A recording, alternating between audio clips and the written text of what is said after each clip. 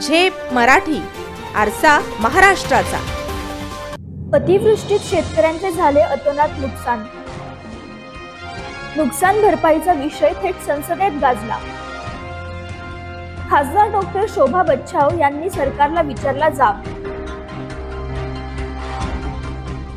धुळे आणि नाशिक जिल्ह्यात ऑक्टोबर 2024 मध्ये झालेल्या अतिवृष्टीमुळे मोठ्या प्रमाणावर शेती पिकांचे नुकसान झाले आहे।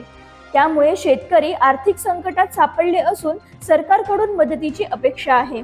याच पार्श्वभूमीवर धुळे लोकसभा मतदारसंघाच्या खासदार डॉक्टर शोभा बच्छाव यांनी हा मुद्दा लोकसभेत जोरदारपणे उपस्थित केला। नुकसानग्रस्त शेतकऱ्यांना केंद्र सरकार मदत करणार का, असा थेट सवाल त्यांनी केला।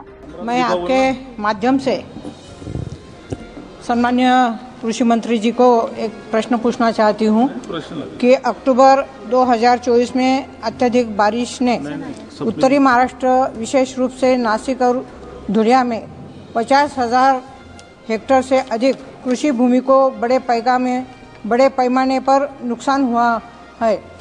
विशेषतः प्याज, कपास, अंगूर, अनार, धान का भारी पैमाने पर नुकसान हुआ है। क्या सरकार ने महाराष्ट्र में किसानों को हुए नुकसान का आकलन करने के लिए कोई फसल क्षति आकलन किया है? क्या सरकार गरीब किसानों की मदद के लिए अनुदान प्रदान करेगी, हाँ या ना? धन्यवाद।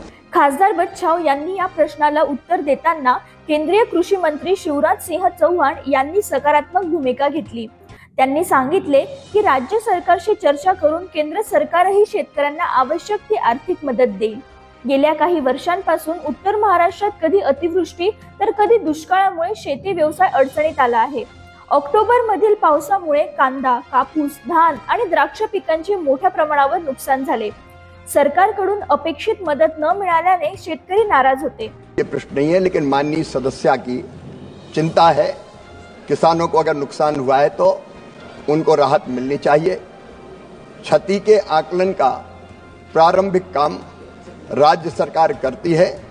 केंद्र सरकार अपनी तरफ से जो राहत के लिए राशि हर एक राज्य सरकारों को आवंटित करती है और राज्य सरकार अपने रिसोर्स से भी और केंद्र सरकार की सहायता से जो राशि वहां देते हैं उससे क्षति के आकलन की अलग अलग योजनाएं हैं। फसल बीमा योजना में जो लोग कवर होते हैं, जो किसान कवर होते हैं, उनको फसल बीमा योजना का लाभ दिया जाता है। फिर भी माननीय सदस्य ने बताया है, मैं राज्य सरकार से भी चर्चा करूंगा और व्यापक नुकसान अगर फसल को हुआ है तो निश्चित तौर पर वहां की सरकार ने क्षति का आकलन किया होगा। उस आकलन के आधार पर राज्य सरकार भी मदद करेगी और जरूरत पड़ी तो केंद्र सरकार भी हर संभव सहयोग करेगी। खासदार बच्छाव यांनी संसदेत थेट प्रश्न उपस्थित केल्यामुळे शेतकऱ्यांमध्ये समाधान व्यक्त होते। केंद्र सरकार लवकरच कोणती मदत जाहीर करणार याकडे उत्तर महाराष्ट्रातील शेतकऱ्यांचे लक्ष लागले आहे। अशाच वेगळ्या आणि ताज्या बातम्यांसाठी पाहत रहा झेप मराठी, आरसा महाराष्ट्राचा। संपादक प्राध्यापक अनिल चव्हाण, धुळे।